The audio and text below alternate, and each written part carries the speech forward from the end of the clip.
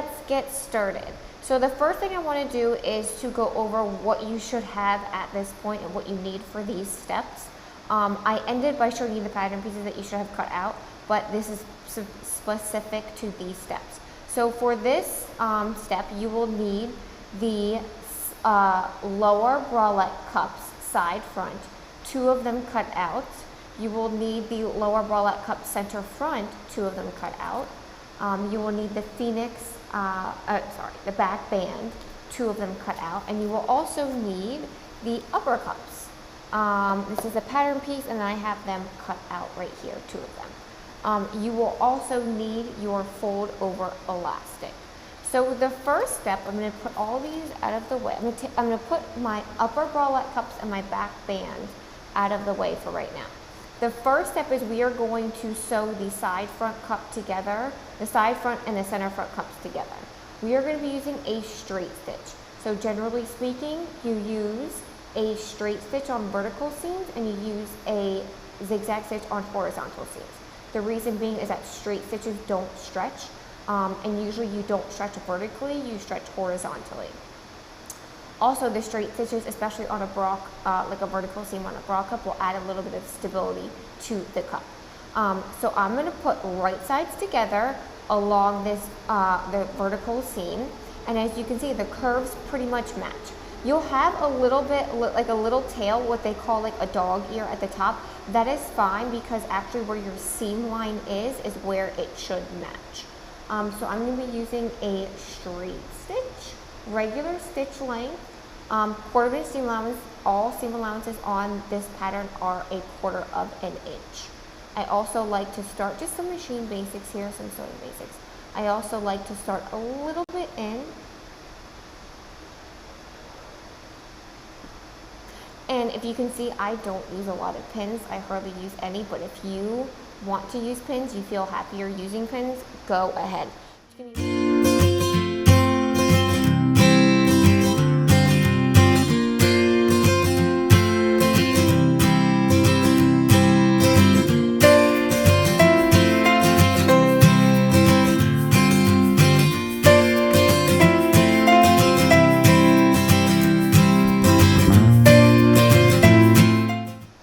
Okay, so my center front cup is sewn to my side cup, and I get this question a lot. See right here, like there's like a little bit hanging down, like they didn't match exactly. Totally fine, perfection's overrated. You can clean that up in one of the later steps, and you will see that this little dog ear right here is longer, but once you fold it back and we press it down, you can clip that so that it's right in line with the top cup or the cross cup seam. All right, so once that is assembled, what we will do is we're going to sew the back band to the side bralette cup at the side seam. So you're going to use the same method, straight stitch, 1/4 inch seam allowance, just sew right up and down.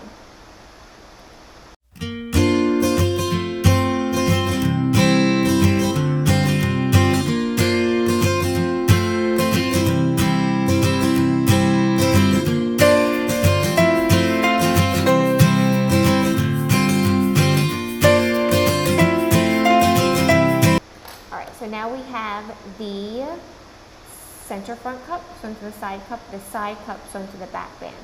Now I'm going to show this off camera, but I'm not going to show this on camera because I'm going to do off camera. I'm going to serge the vertical seam of the bralette cup as well as the side seam. Then I'm going to give it a nice press. I'm going to use an iron on synthetic setting, use a little bit of steam, and I'm going to press the seam allowances towards the back. If you do not have a serger, that is totally fine. What you can do is you can top stitch it with a zigzag stitch. You can top stitch it to one side with a zigzag stitch. You can top stitch it with a zigzag stitch with the seam allowances pressed open, or you don't even have to. If you're using like a lace or like a mesh, these fabrics don't fray, so you technically do not have to serge the inside. It's just a nicer, cleaner finish. Okay, so I have the side seam and the vertical seam pressed. Looks a lot nicer. And you can see on the inside I have it serged, those two seams. So the next step is I'm going to sew the cross cup seam. So I'm going to put right sides together, and when you sew it, I'm going to sew it along the top edge. When you sew it and you get to the bottom, you're going to have that same thing. So you're going to have that little dog ears at the end where it's going to hang over a little bit, but it actually matches at the seam line.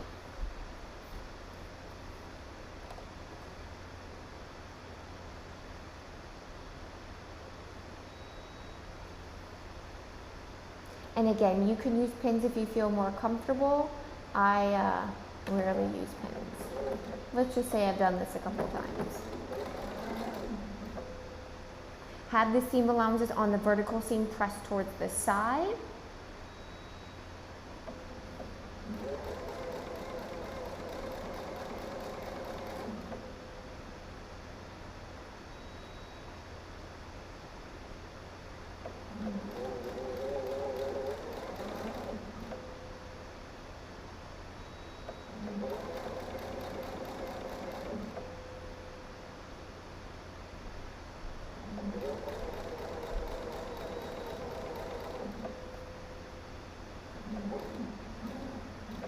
And you can see here with that dog ears that there's that little, it's hanging over. But where my needle is going to sew, it's actually right on the seam line. And I'll use a little pin to make sure that everything stays in place as I sew to that one point.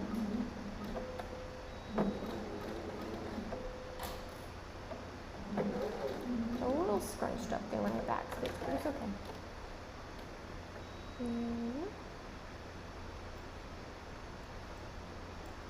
And you'll just trim off that dog ears.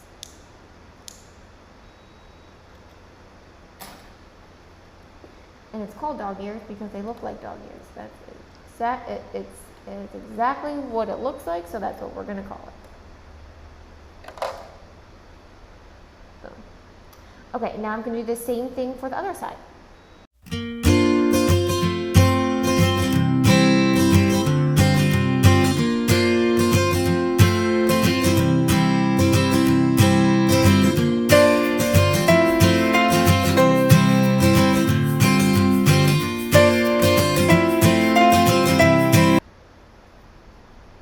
All right, now I'm going to do the same thing. I am going to just give you a visual of what it's supposed to look like at this point. I am going to serge the inside and then give it a nice little press with the seam allowances facing down. So at this step, these were all basic steps. Now we get into the real bra making, which is sewing fold over elastic. We were going to do it along the front neckline edge and along this edge all the way to the back band. So this is the underarm edge, the top of the back band.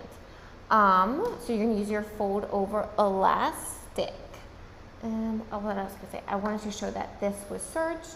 So these seam allowances were pressed towards the back, and then these seam allowances are pressed down. Okay, so let's go on to the bra making stuff. We are going to be sewing fold over elastic. So first you want to start with your bra wrong side face up. Also, if you can see here, like, it's actually better on the other cup. If you can see here, when I fold this back, the seam allowance is down. This isn't like in a super straight line, like this kind of hangs over a little bit. Don't worry about that. We can clean that up when we sew the fold over elastic. Okay, so with the bra wrong side facing up, you're gonna lay it underneath the presser foot. Then you're going to put your fold over elastic. If you got the one that came with the Fenix kit, you will notice that there is one kind of matte side and then one shiny side, and there's an indentation in the middle. That indentation is where the fold over elastic is folded in half. So I'm going to start with this shiny and plus side face up. I'm going to lay this fold over elastic down, leaving a little bit of a tail at the end. I'm going to have that indentation lining up with the edge of the fabric. I'm also going to be sewing it with a zigzag stitch. Now, I know I'm going to get this question, what width zigzag stitch should you use? So it is going to vary from machine to machine. I cannot tell you which one to use. You'll have to do a couple trial runs on your machine and get a feel for what zigzag stitches work best. But essentially you want it to be about half the width of the elastic. So I'm gonna start sewing, and there's a couple of things that I'm keeping as like my guideline. So I'm folding this back and I'm making sure that the edge of the fabric is aligned with the 1/4 inch line. I'm also making sure that the indentation in the fold over elastic is aligning with that 1/4 inch line or the fabric's edge. And then I'm making sure that the needle, when it goes down into the fold over elastic, is hitting right at the edge of the fold over elastic. It's a lot to kind of process, but once you get into the groove of it, you will definitely, it'll be super easy. Also, I don't stretch I stretch my elastic, but it's only to compensate for the elastic stretching out when you sew it. So just naturally, the elastic is going to stretch out. So I give it a little bit of a tug, boom, it's literally just that much. I also put my finger down so that I hold it down, so that the fold over elastic doesn't become separated from the fabric. That happens a lot, is that if you just pull it and kind of just like let it go in, you, at some point you're gonna be like, wait, I'm not sewing the two together. So if I actually give it a little bit of a tug, I put my finger down, I push it down, then they will stay together.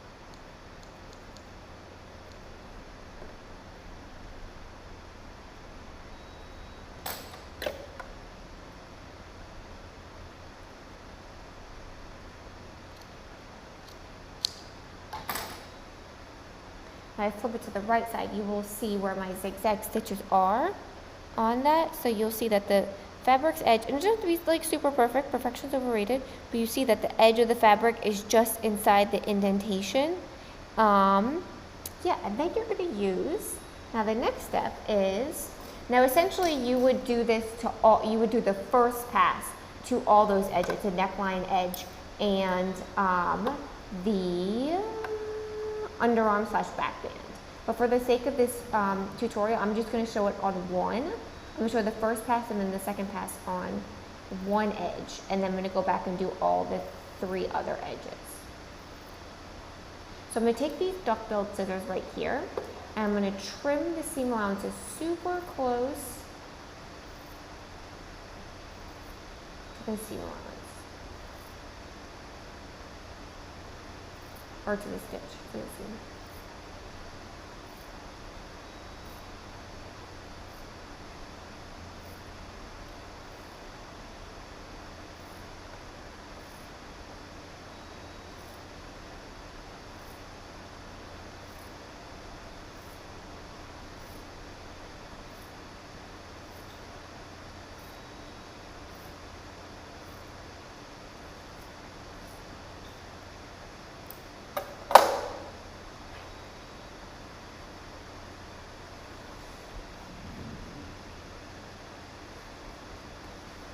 Okay, and now once it's trimmed, I'm going to fold back that elastic and I'm going to sew the second pass.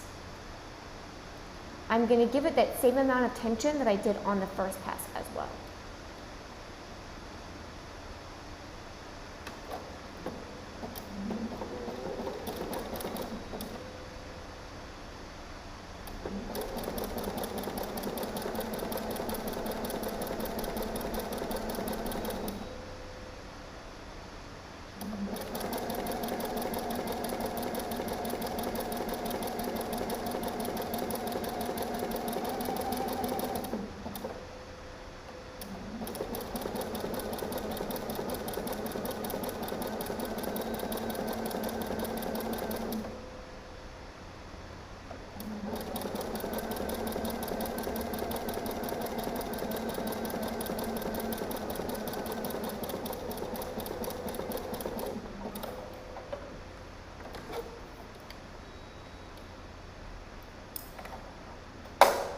So if you see this fold over elastic, the stitches are super close to the edge of the elastic. It's not like in the center and then there's a little bit of a lip. And if it's your first time sewing fold over elastic, it's not perfect, no big deal. It just takes time. Okay, so now I'm gonna do the first and the second passage to the other edges. I'm just gonna sew kind of like as a demonstration if you want to watch me do it some more.